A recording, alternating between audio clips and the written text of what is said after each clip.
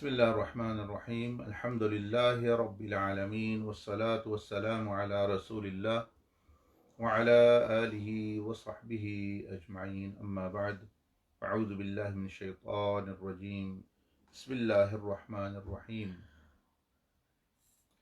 والذین آمنوا اشد حبا للہ وقال سبحانہ وتعالی یا ایہا الذین آمنوا کتب علیکم الصیام کما کتب علی الذین من قبلکم لعلکم تتقون صدق اللہ العظیم اللہم صلی وسلم وبارک علی سیدنا محمد وعلی آلہ وصحبہ.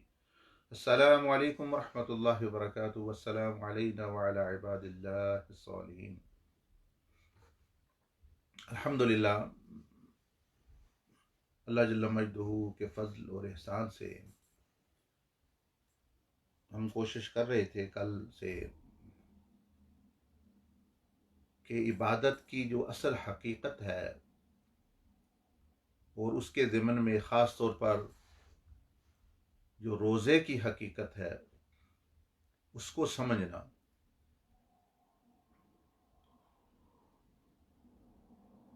رزق کھانا پینا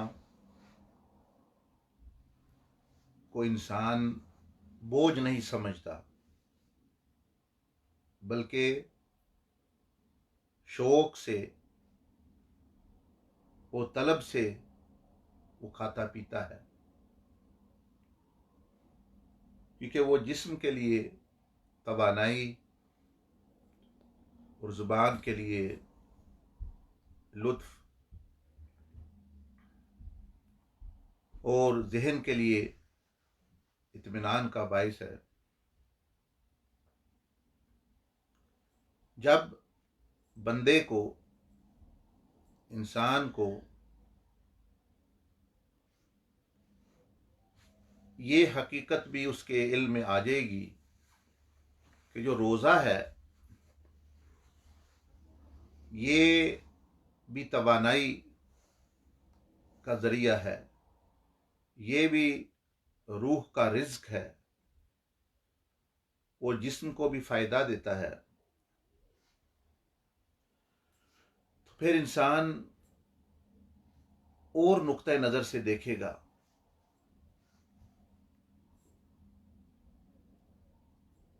مثال کے طور پر کہ میرے سامنے پانی ہے یا کچھ کھانے کی چیز ہے، پھل ہے، تو میں اگر اس کو خود کھاؤں تو یہ جسم کا رزق ہے، اور اگر اپنی خواہش کو دبا کر، ضرورت کو قربان کر کے کسی دوسرے بھوکے کو کھلا دوں تو میں نے تو نہیں کھایا، کھایا اس نے ہے، لیکن وہ کھانا میری روح کا رزق بن گیا. دیکھ لیں، ایک ہی چیز ہے، مجھے ملے تو میرے جسم کا رزق، کسی اور کو ملے دوں تو وہ میری روح کا رزق بن جاتا ہے. تو اس لیے آج ہم جہاں سے یہ لفظ نکلا ہے، کیونکہ قرآن مجید عربی میں نازل ہوا اور عرب زبان سے ہی اس کے معنی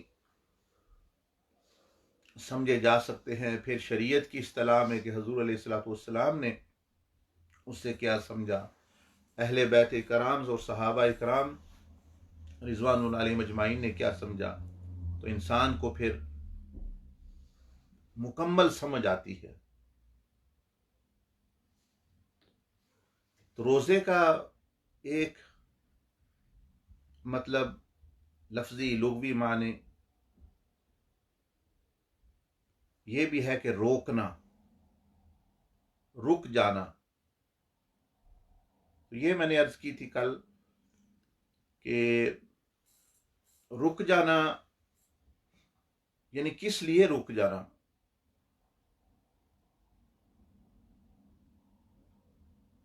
کس لیے اپنے آپ کو خواہش نفس سے، کھانے سے، پینے سے روکنا. تو اس معنی میں ہے کہ اللہ پاک کو تو اس کی ضرورت نہیں، نہ ہماری عبادت کی، نہ تسبیح کی، نہ ذکر کی، نہ روزے کی۔ تو انسان جس پر اللہ پاک نے اتنی بڑی نعمتیں، اتنے انعامات بارش کی طرح برس رہے ہیں، تو وہ اپنے رب سے ایک محبت کا اظہار کرتا ہے، یعنی روک کر، کس چیز کو روک کر، کہ وہ گویا کہتا ہے یا رب العالمین تیری محبت میں ناجائز حرام چیزیں تو ایک طرف، میں نے جائز چیزوں کو بھی ترک کر دیا، میں نے حلال چیزیں، پاک چیزیں، طیب چیزوں کو بھی ترک کر دیا، تیری محبت کی وجہ سے میں ان کو بھی ترک کر دیتا ہوں، اپنی محبت کا اظہار کرنے کے لیے، ایک شکر کرنے کے لیے کہ میں کچھ اپنے رب کو دے تو نہیں سکتا، لیکن میں کچھ اپنے آپ کو، اپنی خواہش کو، اپنی ضرورتوں کو روک کر میں کچھ اظہار کرنا چاہتا ہوں، میں کچھ کرنا چاہتا ہوں اپنے رب کے لیے۔ تو گویا یہ ایک محبت کی شکل ہے کہ یا رب العالمین میں تیری محبت میں جائز چیزوں بھی میں نے چھوڑ دی ہیں۔ اور محبت میں ایسا ہوتا ہے جس طرح انسان کہتا ہے میں سب کو بھول گیا، یعنی جس سے محبت کرتا ہے وہ دوسروں کو، وہ کہتا ہے میں سب کو بھول گیا، اب کوئی چیز دوسری اچھی بھی ہے اور جائز بھی ہے، مجھے اچھی نہیں لگتی، مجھے تو ہی اچھا لگتا ہے، تیری ذات اور صفات۔ لیکن میں عملی طور پر اس کا اظہار اس طرح کر رہا ہوں کہ کھانا موجود ہے لیکن میں نہیں، پھل موجود ہے، پیاس موجود ہے، اور میں نے عرض کی کہ جس میں جو پھر اس میں ایک یہ بھی فائدہ ہے کہ اس کو انسان کو تکلیف میں بھی ایک لطف، ایک مزہ اور ایک روحانی سکون اس کو نصیب ہوتا ہے جو بھوک لگے گی، ورنہ تو وہ جب بوجھ سمجھ کے عبادت کرے گا تو پھر تو اگر بھوک لگی ہے جی کب کو روزہ کھلے گا، لیکن جب وہ محبت کے عمل کے طور پر کر رہا ہے تو وہ جو اس کو بھوک لگ رہی ہے تو اس کو محسوس ہو رہا ہے کہ مجھے اور قرب مل رہا ہے، میں اور محبت کا اظہار کر رہا ہوں، تو اس کی کمزوری ہو یا پیاس ہو یا بھوک تو اس کو لگتا ہے کہ میں اپنی منزل کے قریب پہنچ رہا ہوں، میں اپنے مقصد کے قریب پہنچ رہا ہوں۔ تو یہ تو محبت کا ایک اظہار ہو گیا۔ دوسرا یہ کہ عربی میں صوم کا لفظ گھوڑوں کے لیے استعمال ہوتا تھا، اب بھی شاید ہوتا ہو، وہ اس لیے کہ جب گھوڑوں کو پرانے زمانے میں، اب تو نیا وقت آ گیا، ٹینک، جہاز، بندوقیں، مشین گنیں، لیکن پہلے گھوڑا جو ہے یہ ایک جنگی معاملے میں بہت اہم کردار ادا کرتا تھا۔ تو گھوڑوں کو جب ٹریننگ، جب ان کو تربیت، جنگی تربیت اور جنگ کے ماحول کے لیے، سفر کے ماحول کے لیے تیار کرتے تو ان کو کتنا وقت وہ بھوکا رکھ کر وہ پیاسا بھی رکھتے اور پھر بھی ان سے کام لیتے، تاکہ بھئی یہ جب حالات جو ہے بگڑے اور وہاں کھانا پینا نہ ملے تو ان کو مشق کراتے، ان کو یعنی کھانے پینے چھڑا کے ان کے اندر صلاحیت تاکہ پیدا ہو، کہ یہ نہ ہو کہ وہ وہاں جائیں تو وہ معمول کا کھانا نہ ملے تو وہ وہیں یعنی چلیں ہی نہ، دوڑے ہی نہ، ڈر جائیں، کمزوری دکھا جائیں۔ تو اس میں ان کو مشق کرائی جاتی، اس میں ان کو تیار کیا، تو اس کے لیے بھی وہ لفظ استعمال ہوتا۔ تو اس میں بھی ہم سمجھ سکتے ہیں کہ یہ انسان کو اللہ جل مجدہ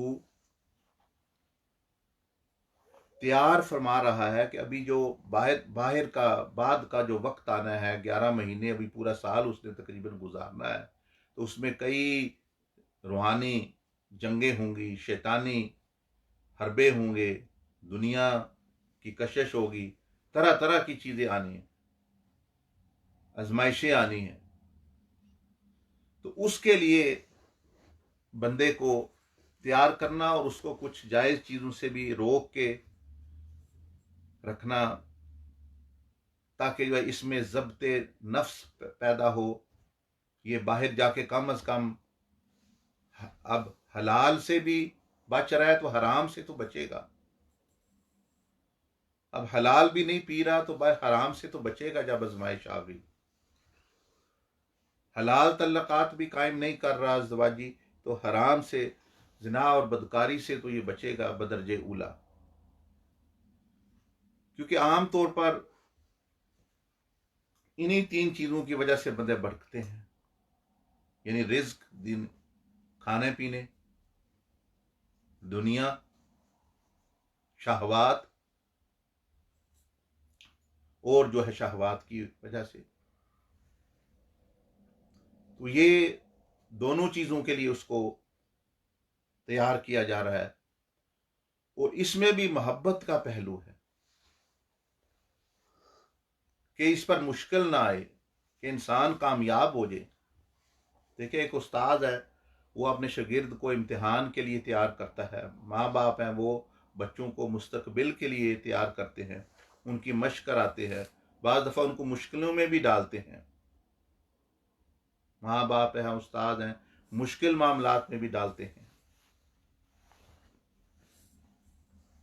امتحانوں میں، آزمائشوں میں سختی بھی ہوتی ہے، نرمی بھی ہوتی ہے، بعض سزائیں بھی ملتی ہیں. لیکن اس سب کے پیچھے کیا ہوتا ہے؟ ایک محبت کا دائیا، یعنی وہ چل رہا ہوتا ہے. اور محرک وہ محبت ہوتی ہے جو ان سے ہے، کہ وہ ان کو کامیاب دیکھنا چاہتے ہیں، کامران دیکھنا چاہتے ہیں. تو اس تیاری کے پیچھے بھی دیکھیں کتنی بڑی محبت ہے اللہ پاک کی، کہ میرا بندہ نفس سے مغلوب نہ ہو جائے. میں انسان سے محبت کرتا ہوں، شیطان اس کو تباہ نہ کر دے، یہ دنیا اس کو تباہ نہ کر دے، شہوات اس کو تباہ نہ کر دے. یہ شہوات کے لشکر، یہ دنیا کے لشکر، یہ نفس کے لشکر، یہ شیطانی لشکر اس پر غلبہ پا کے اس کی ابدی زندگی ہی ختم نہ کر دیں، مجھ سے اس کو جدا نہ کر دیں.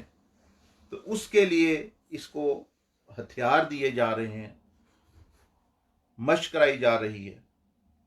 تو یہ بھی محبت ہے. تو یہ محبت کا جذبہ ہے،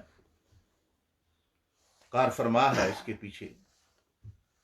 تو یہ اللہ جل مجدہ کی محبت ہے بندوں کے لیے. مثلا جہاں روزوں کے بارے میں اللہ پاک نے فرمایا بھی، کتب علیکم الصیام، کہ تم پر روزے فرض کیے گئے. آگے ہے لعلکم تتقون، تاکہ تم میں تقوی، حضوری اور پاکی اور غضب سے، غلط چیزوں سے بچنے والے. تو وہاں یہ نہیں بتایا گیا کہ تم پر روزے فرض کیے اللہ پاک کو کوئی فائدہ ہوگا اس سے، بندے ہی کا بتایا گیا نا، لعلکم تتقون، کہ بندے کو ہی فائدہ ہے. بندے کو یعنی حکم دیا جا رہا ہے، بندے کے لیے دیا جا رہا ہے. مثلا ایک بندہ کہتا ہے کہ بھئی صفائی رکھو، یہ نہاؤ دھو تاکہ تم ستھرے رہو، تو اس میں کس کا فائدہ ہے؟ نہا لو اس لیے کہ پاک ہو جاؤ، تو کس کا فائدہ ہے؟ کھاؤ پیو تاکہ تمہیں طاقت حاصل ہو نیکی پہ، تو کس کا فائدہ ہے؟ تو اس میں بھی بندے کا فائدہ ہے. تو اس کے پیچھے بھی محبت ہی کار فرما ہے جو اللہ کو بندوں سے ہے. کہ اللہ پاک چاہتا ہے کہ میرا بندہ مزید ترقی حاصل کرے، مزید بلندیوں پر جائے، مزید یہ آگے بڑھے، دنیا میں بھی فتح پائے اور جنت کی زمین بھی فتح کرے. تیسرا معنی ایک عربی میں صوم کا یہ بھی ہے کہ جب سورج جوبن پر، زوال پر، اور عین جو ہے زمین کے، یا آپ کھڑے ہو تو آپ کے سر کے اوپر جب پہنچتا ہے، یعنی وہ آدھا سفر زمین کا طے جب ہو جاتا ہے، دوپہر کے وقت، اس وقت کے سورج کو بھی یعنی سوم سے تشبیہ دی گئی ہے اور معنی بیان کیا کہ اس وقت دن کے اس ٹائم کو بھی جب سورج بالکل سر کے اوپر ہو بھی وہاں سے یہ لفظ جو ہے وہ نکلا ہے۔ تو یہ بھی بہت سارے اشارے دیتا ہے کہ بھئی اس وقت کیا ہوتا ہے۔ پہلی چیز تو یہ کہ اس وقت وہ درمیان میں ہوتا ہے، ایک توازن، بیلنس جس کو کہتے ہیں، توازن، یعنی نہ اس طرف ہے مشرق کی طرف نہ مغرب کی طرف، درمیان میں ہے سورج۔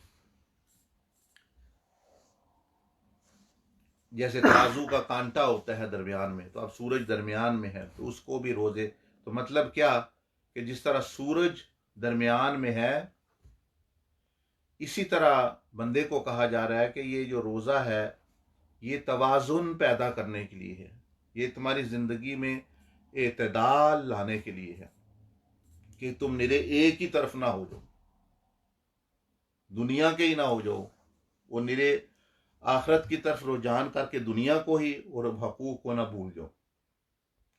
اس کے بارے میں حضور علیہ الصلوۃ والسلام نے ایک حدیث شریف میں یہ ارشاد بھی فرمایا، لیس خیرکم من ترک الدنیا للآخرہ، تم میں سے بہترین انسان، مطلب بہترین امتی وہ نہیں جو دنیا کو آخرت کے لیے دنیا کو یکسر ترک کر دے، نہ کام کر رہا ہے، بس سستی سے پڑے رہنا۔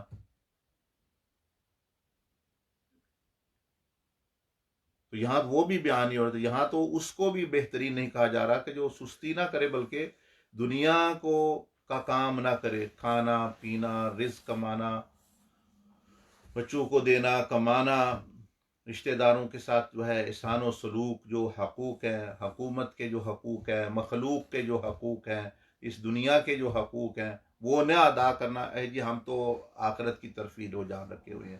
تو حضور علیہ السلام نے، حضور صلی اللہ علیہ وآلہ وسلم نے اس کو پسند نہیں فرمایا، اس بندے کو بہترین بندہ نہیں قرار دیا گیا، اور فرمایا وَلَلْآخِرَةُ لِلدُّنْيَا، نہ ہی وہ بھی کامل نہیں، وہ بھی بہترین نہیں جو دنیا کی طرف اتنا مگن ہو، دنیاوی معاملات کی طرف، کہ آخرت کو بھول جائے۔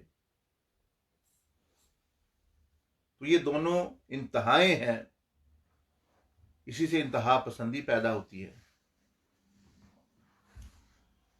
فرمایا وَلَكِنْ خَيْرُكُمْ مَنْ أَخَذَ مِنْ هَذِهِ وَهَذِهِ، فرمایا مگر مطلب یہ ہے کہ بہترین وہ شخص ہے کہ جو دنیاوی بھی حقوق ادا کرے، دنیا کی زندگی سے بھی نفع اٹھائے، اور آخرت کے حقوق بھی، اور آخرت کو بھی بنائے، دنیا کو بھی بنائے، دنیا میں بھی جو اس کے ذمے ہے وہ ادا کرے، اور آخرت کے لیے بھی جو ذمے ہے وہ اس کو ادا کرے۔ فرمایا بہترین بندہ وہ ہے۔ تو روزہ جو ہے یہ اعتدال پیدا کر رہا ہے۔ دیکھیں یہ کھانا چھڑا رہا ہے آپ کو صبح سے شام، لیکن یہ کہ شام کو کھولو، جلدی کرو افطار میں، یہ حکم ہے۔ کھاں شام کا بھی کھاؤ، رات کو بھی کھاؤ، سحری بھی کرو، تو ایک توازن لا رہا ہے بندے کی زندگی میں کہ رات کو سو بھی، عبادت بھی کرو، آخرت کی طرف بھی متوجہ ہو، دنیا کی طرف بھی متوجہ ہو، ساتھ صدقہ خیرات کی ترغیب دی جا رہی ہے۔ تو روزہ جو ہے، جس طرح میں نے عرض کی کہ اس کی مثال سورج کی، کہ سورج جس طرح جوبن پر اور جس طرح ایک درمیان میں ہوتا ہے، تو بیلنس، اپنی روحانی زندگی میں توازن لانا، دینی زندگی میں توازن، کہ جو ضروری ہے فرائض ہیں وہ ادا ہوں، پھر جو ہے واجبات اور سنن اس میں توازن ہو۔ اسی طرح اپنی جو آئلی زندگی ہے، فیملی لائف ہے، خاندانی زندگی ہے، اس میں بھی توازن، اس پہ بھی توجہ، کہ روزہ یہ بھی بتاتا ہے کہ ان پر بھی توجہ کرنی ہے، حقوق ادا کرنے ہیں، ماں باپ ہیں، بہن بھائی ہیں، رشتہ دار ہیں، وہ توازن اس میں ترغیب دی گئی۔ اسی طرح جو ہے اپنی جو مالی زندگی میں بھی توازن، حرام سے تو پرہیز کرے، اور دوسری میں بھی توازن کے جائز حقوق بھی پورے ہوں، اور نہ ہی یعنی جس طرح قرآن مجید میں والذین اذا انفقوا لم یسرفوا ولم یقتروا، نہ فضول خرچی اور نہ کنجوسی، تو اس میں بھی توجہ کرے۔ اسی طرح اپنی معاشرتی زندگی، یعنی جو تمام انسانوں سے جو آپ کا واسطہ ہے وہ بھی نفع کی بنیاد پہ ہو، نقصان سے بچانے کی بنیاد پہ ہو۔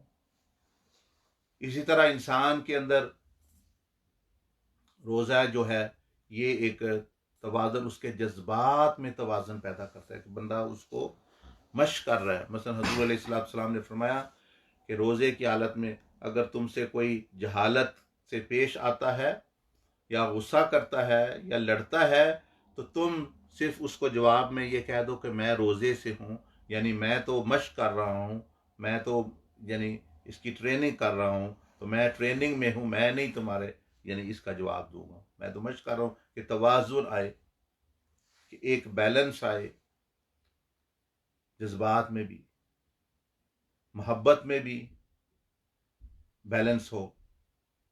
وہ محبت کا وہ حصہ جو اللہ کا ہے وہ کسی کو نہیں دینا، نبی علیہ السلام کا ہے کسی کو نہیں دینا، والدین کا ہے، اور حامد اور بیوی اور بہن بھائیوں کا ہے، ہر ایک کو اپنا اپنا ایک حصہ اس میں ہے۔ اسی طرح اخلاق میں بھی توازن، اخلاق میں، خلق میں، کہ برائی تو بالکل برے اخلاق کو ختم کرے، اور دوسروں میں بھی توازن، یعنی نہ ہی نرمی اتنی درجی ہو کہ بندے ہی خراب ہو جائے، اور نہ ہی سختی ہو کہ وہ ان کو کام کرنا مشکل ہو جائے۔ ہمارے ہاں یہ بھی ہے، ایک طرف چل پڑتے ہیں، اب نرمی کی تو آپ نرمی کریں باہر قانون کی تو وہ اپنا ہر چیز جو ہے وہ خراب ہو جائے گی۔ تو نرمی کا بھی موقع ہوتا ہے اور سختی کا بھی موقع ہوتا ہے، دین میں نرمی بھی ہے، سختی بھی ہے، تو اس میں بھی ایک توازن کہ کہاں نرمی ہے، کہاں سختی کرنی ہے، کہاں انتظام انصرام درست کرنا ہے، تو اس کے بارے میں بھی۔ تو یہ یعنی زندگی کے ان پہلوؤں میں ایک توازن، ایک روحانی زندگی میں، دنیاوی زندگی میں، معاشرتی زندگی میں، عائلی زندگی میں، تو روزہ ایک تو یہ اشارہ ہے کہ بیلنس رکھو۔ دوسرا جو ہے وہ سورج کا اشارہ اس طرف بھی ہے کہ سورج جو ہے وہ اس وقت سب سے زیادہ چمک رہا ہوتا ہے، سب سے زیادہ گرمی اس وقت ہوتی ہے۔ تو روزے کا بھی یہی مقصد ہے کہ انسان کے اندر جو روحانی سورج ہے، روحانی قوتیں ہیں، اس کے اندر جو روحانی صلاحیتیں ہیں، کہ ان کو جو ہے جوبن پر، اور ان کو جو ہے اونچائی پر، اور اعلیٰ درجہ جہاں تک پہنچ سکتا ہے، یعنی جو انسان میں وہ صلاحیتیں موجود ہیں، روحانیت، اخلاقی، تو ان کو جو ہے کمال تک کوشش کرے پہنچانے کی، مکمل، یعنی جیسا سورج جو ہے بالکل کمال تک پہنچا ہوا ہے۔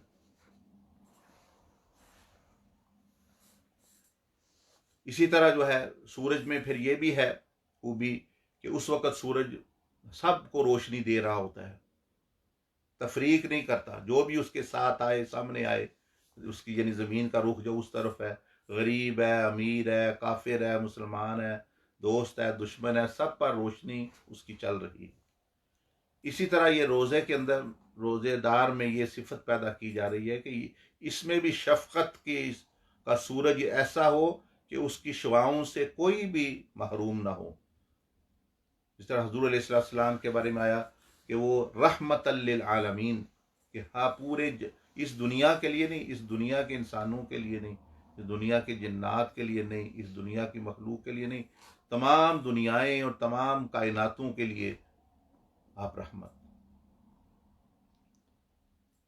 چلو ہم جو ہے وہ کچھ کے لیے ہی بن جائیں جو موجودہ رہ رہے ہیں جن کے ساتھ، تو سورج جو چمکتا دمکتا ہے تو اس کی روشنی سے دیکھ لیں سب فائدہ اٹھا رہے ہیں اس کی شفقت سے. تو شفقت کا جو پہلو ہے انسان میں وہ اتنا اجاگر ہو کہ کافر کو کے ساتھ چلے تو یہ دل ہو یہ کافر ہو یہ مسلمان ہو جائے, گناہگار ہوں تو وہ یہ نیک بن جائیں, بھوکے ہوں تو ان کو کھانا ملے, بیمار کو کچھ دیکھتا ہے تو شفا کی دل چاہتے اس کو شفا ملے, بھوکے کو دیکھتا ہے تو بھائی اس کا رزق ملے, قیدی کو دیکھتا ہے تو اس کو آزادی ملے, مظلوم کو دیکھتا ہے تو وہ ظلم سے آزاد ہو, مجبور کو دیکھتا ہے تو بھائی اس کو آزادی ملے, اختیار ملے. یعنی شفقت ہر چیز پر, شفقہ علی الخلق, مخلوق پر شفقت سورج کی طرح. دوسرا جو ہے سورج جو ہے وہ گرمی دیتا ہے, وہ یعنی بندہ آرام محسوس کرتا ہے.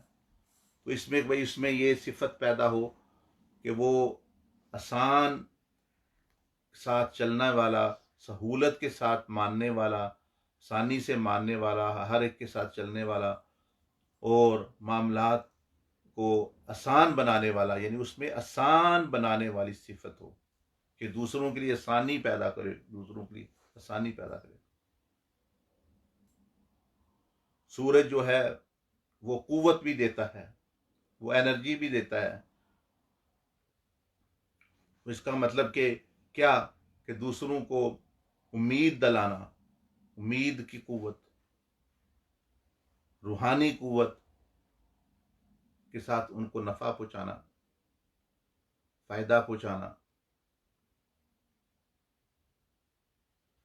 تو اسی طرح یہ سورج کے بارے میں, تو یہ سورج کے بارے میں جو بتایا گا بھی وہ یعنی وہاں سے اس کو روزے کا لفظ جو ہے وہ سورج پر بولا جاتا ہے. تو اس میں بھی یہ سارے نکات ہیں کہ وہ انسان کے اندر بھی یہ چیزیں جو ہیں اپنا پیدا, اور یہ آپ دیکھیں گے کہ یہ جتنی چیزیں بھی ہیں, توازن ہو, بیلنس ہو, روحانی, معاشرتی, دنیاوی, ایسی ساری زندگیوں میں, تو اس کا پیچھے محرک جو ہے وہ محبت ہے, محبت.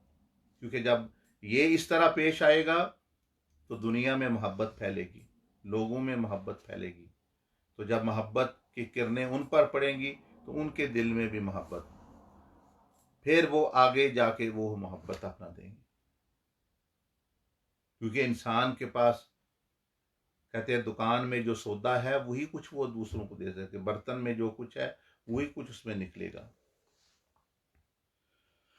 تو یہ بھی جو ہے رمضان شریف کے متعلقہ جو ہے 3 جو عربی میں لفظ ہیں اور ان کا جو ہے یعنی اطلاق ہے, اور یعنی کس طرح ایک روزے دار اور روزے کا یعنی مطلب یہ نہیں پتہ رہتا. اب آپ کو روزہ صرف ایک فرض سمجھ کے, ایک ذمہ داری, بوجھ سمجھ کے نہیں رکھنا کہ یہ ساری چیزیں یہ محبت کی بنا پہ, کہ یہ محبت کے مختلف رنگ ہیں جو بھی بیان ہوئے ہیں, کہ اللہ پاک نے بھی محبت کی وجہ سے ہمیں پیدا کیا, محبت کی وجہ سے یہ حکم دیا کہ ہم بھی اس محبت کا جواب گویا دے رہے ہیں. تو پھر جو ہے وہ تقوی, وہ شکر اور خدا کی حضوری بندے کو نصیب ہوتی ہے.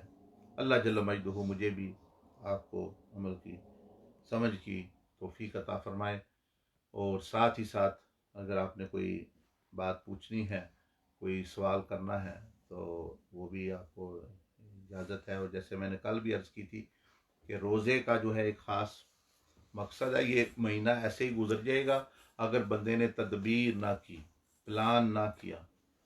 تو پلان بنائیں, ٹائم ٹیبل بنائیں, اس میں اپنے روزے کا درجہ مقرر کریں کہ وہ 8 درجوں میں میں کون سے روزے کا, اگر نہیں پتا تو یہ ابھی وہ لکھ دیں گے, آپ وہاں سے فری انگلش زبان میں, اردو زبان میں, عربی میں, بنگلہ دیشی زبان میں آپ جو ہے وہ یعنی شیٹیں نکال سکتے ہیں جس پہ 8 درجے بھی اور وہ جو محاسبہ کرنے کا طریقہ وہ بھی لکھا ہوگا.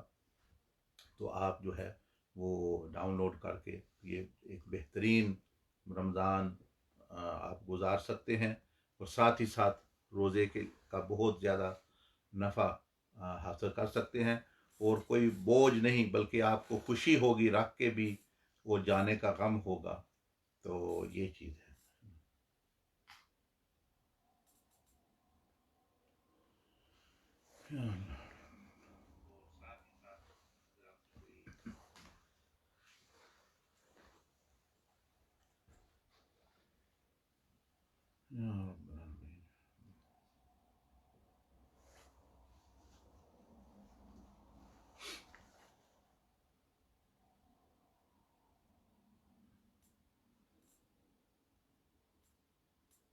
کوئی ہے تو نہیں سوال کوئی؟ نہیں.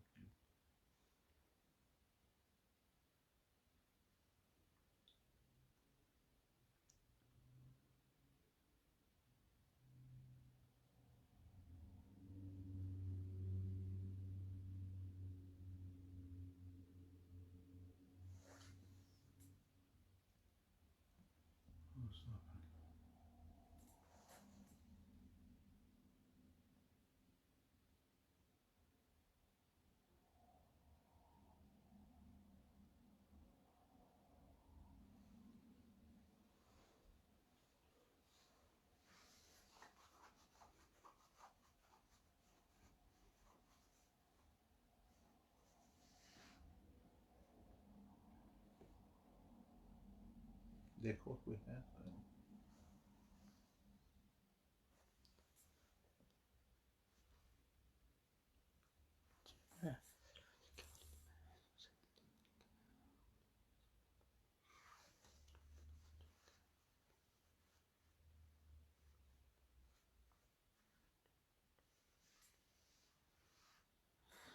It's a question from Sadiq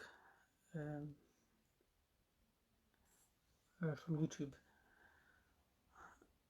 روزہ کی حالت میں خصوصاً دن کے آخر حصے میں بہت غصہ آتا ہے اور نہ چاہتے ہوئے بھی چڑچاپن پیدا ہوتا ہے، کیا کیا جائے؟ جی ماشاء اللہ، بڑا اچھا سوال کیا ہے. کہ روزے کی حالت میں خصوصاً دن کے آخری حصے میں بہت غصہ آتا ہے اور نہ چاہتے ہوئے بھی چڑچڑا پن پیدا ہو جاتا ہے، تو کیا کیا جائے؟ بات یہ ہے کہ جیسے میں نے عرض کی کہ روزہ ایک مشق ہے، مقصود اس کی تقوی ہے. اب ظاہر ہے انسان میں جو برداشت کا جو پہلو ہے وہ ایک حد درجے کا ہوتا ہے، یعنی ایک حد ہوتی ہے اس کی. اب اسی حد کو بڑھانے کے لیے اس میں وہ نرمی، وہ چیز پیدا کرنے کے لیے تو روزہ فرض کیا گیا. تو اب جیسے میں نے عرض کی کہ وہ گھوڑے کے لیے لفظ اس کو بھوکا پیاسا، کہ بھئی یہ کس طرح اس میں پھر جو ہے چلتا ہے، کس طرح دوڑتا ہے، بھوک پیاس میں بھی وہ دوڑتا ہے جذبے کے ساتھ کہ نہیں. اسی طرح انسان کو جب بھوکا رکھا جاتا ہے تو بھوکا بندہ ہے تو وہ اس کو یعنی غصہ آنا آسان ہوتا ہے. پیاسا ہے وہ کیونکہ پہلے ہی اس کے جسم میں کمی ہے اور بھوک لگی ہے، پیاس لگی ہے، چڑچڑا پن، تو یہی تو وہ موقع ہے آگے بڑھنے کا اور اگلے مراحل تک جانے کا. جیسا کہ نبی اکرم نور مجسم سید دو عالم صلی اللہ علیہ وعلی آلہ واصحابہ وسلم نے یہ ارشاد فرمایا، الحلم بالتحلم، کہ حلم، برداشت، یہ جو لوگ کہتے ہیں غصہ کا علاج برداشت، آپ علیہ السلام نے یعنی اشارہ ہے کہ یہ سمجھنے سمجھانے سے برداشت نہیں پیدا ہوتی، صرف بتانے سے، لیکچر سننے سے، لیکچر دینے سے، تسبیح پڑھنے سے نہیں، بلکہ فرمایا کہ برداشت کرنے سے برداشت پیدا ہوتی ہے. یعنی برداشت کرے، جیسے تیرنا تیرنے سے آتا ہے، چلنا چلنے سے آتا ہے،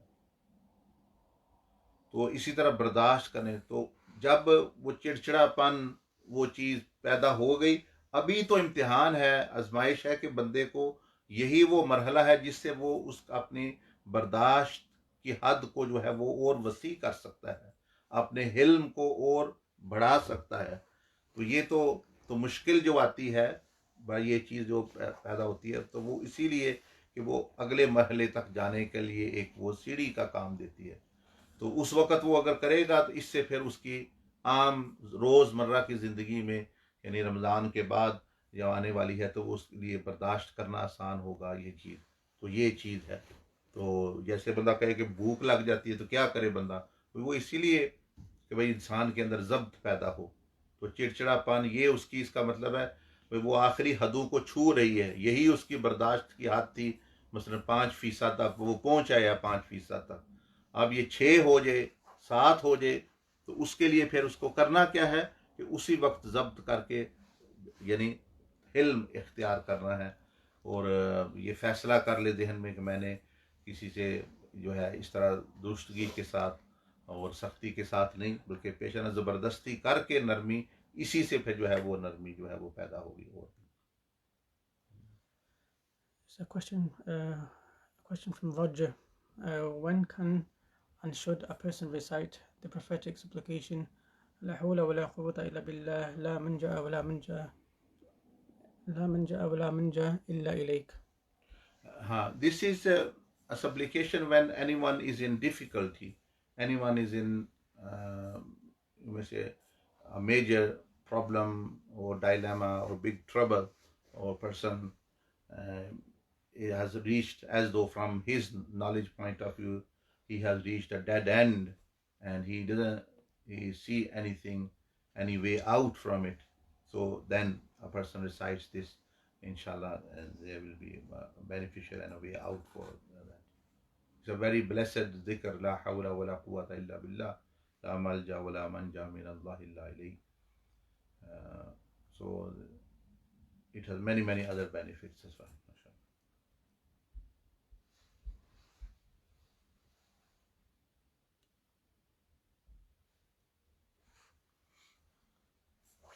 اور بھی کوئی بات ہے تو پوچھ لیں. So question from Qamar al-Rahman. Assalamu alaikum. Question regarding children. My 6-year-old is having difficulty with learning in school, work and mosque work. He is falling too behind from other children. Is there anything we can read for him? A person can always do dua to Allah subhanahu wa ta'ala, and this dua, subhanaka la ilma lana illa ma 'allamtana innaka antal alimul hakim. This is dua of angels, and they are asking Allah subhanahu wa ta'ala for knowledge.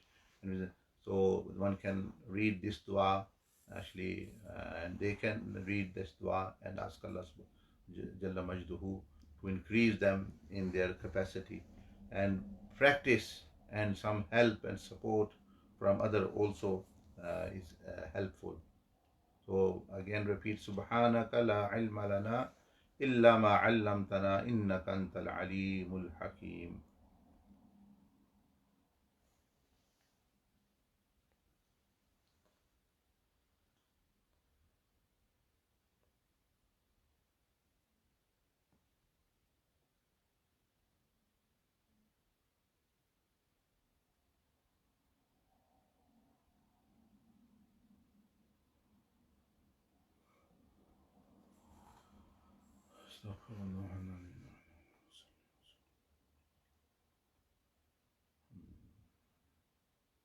ٹھیک ہے. اگر کچھ اللہ جل مجدہ آپ سب کو جزائے خیر عطا فرمائے. اور جیسا کہ میں نے عرض کی کہ رمضان کی تیاری صرف جو ہے زبانی کلامی نہیں ہوتی، عملی طور پر وہ جو ایڈریس دیا گیا ویب سائٹ کا فری ڈاؤن لوڈ کر لیں، وہ شیٹس، وہ چھوٹا سا کتابچہ، اور پھر آپ انشاءاللہ جو ہے یہ روزہ بہت زیادہ نفع آپ کو دے گا، اور تقوی کا اونچا درجہ بندے کو نصیب ہوگا. ہر کام جو سیکھ کے کیا جاتا ہے اس کا نفع بہت زیادہ ہوتا ہے. صحابہ اکرام کے بارے میں آتا ہے کہ وہ کئی ماہ پہلے رمضان شریف کی تیاری شروع کرتے تھے. تو پھر دیکھیں یہ کتنے فکر کی بات ہے، اور ہم جو کچھ بھی نہیں کر، اس لیے پھر جو ہے وہ فائدہ بندے کو نہیں ہوتا. جزاکم اللہ خیر الجزا. دعا کر لیں سب. الحمدللہ رب العالمین والسلام علی رسول اللہ وعلی آلہ وصحبہ اجمعین. یا رب العالمین یا ارحم الراحمین، اپنے فضل و کرم و احسان سے ہم پر ہیں فرما. میرے جیسے گناہ گاروں پر بھی اور نیکوکاروں پر بھی رحم فرما، گناہ گاروں کی توبہ قبول فرما اور نیکوکاروں کے نیک اعمال کو قبول فرما یا رب العالمین۔ اسلام کی زندگی ایمان کا خاتمہ نصیب فرما۔ ہماری مائیں بہنیں جو دیکھ رہی ہیں ان کو شرم و حیا عزت والی زندگی اپنے گھروں میں سکون نصیب فرما، اور جو لوگ اب تعلیم میں ہیں، کام کر رہے ہیں یا کسی مشکل میں ہیں، ان کی مدد فرما، اور جو نعمتیں تو نے عطا فرمائی ہیں ان میں برکت نصیب فرما۔ لوگوں کے لیے یا رب العالمین ہمیں آسانی پیدا کرنے والا بنا، معافی اور درگزر والا معاملہ فرما۔ پوری دنیا کے مظلوموں کی، کشمیر ہے، فلسطین ہے، اور یا رب العالمین برما ہے، یمن میں اور شام میں، عراق میں اور کئی اور ملکوں میں لوگ جو ہیں جہاں مظلوم ہیں ان کی مدد اور نصرت فرما یا رب العالمین یا ارحم الراحمین۔ اپنے فضل اور کرم و احسان سے اس رمضان تک ہمیں زندگی نصیب فرما۔ بہت سارے لوگ زندگی کی یہ بازی ہار رہے ہیں، وہ پہلے ہی دنیا سے رخصت ہو گئے، اور کئی ہزاروں نے اس رمضان تک پہنچنے تک ہو جانا ہے۔ ہمیں یہ رمضان نصیب فرما اور بھرپور اس سے نفع اٹھانے کی توفیق عطا فرما یا ارحم الراحمین۔ ہر بیمار کو شفا نصیب فرما، خاص طور پر اس بیماری سے جو بیمار ہے اور جس سبب سے یہ آئی ہے تو بہتر جانتا ہے، جو تو نے قرآن مجید میں ارشاد فرمایا ہمارے اعمال ہی اس کا سبب ہیں، ہمیں اپنے ان اعمال کو بدلنے کی توفیق عطا فرما یا ارحم الراحمین یا ارحم الراحمین۔ وصلی اللہ علی النبی الامی وعلی آلہ وصحبہ وسلم۔